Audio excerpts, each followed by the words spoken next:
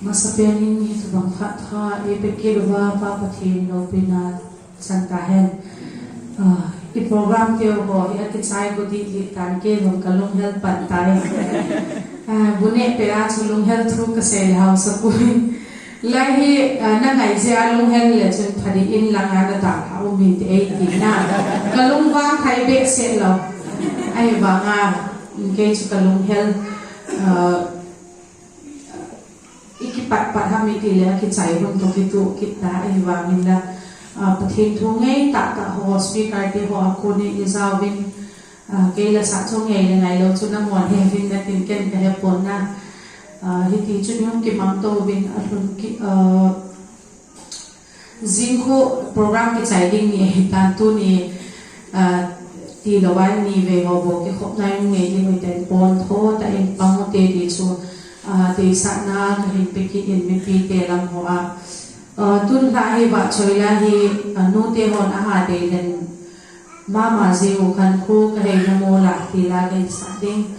ba le le hin khu ti cho khang lai lang je ho a de na ti chon ko hum bol ku in pathin wa choi ke khan khu ka he na mo la ti la sa sa ne hello hello hello hello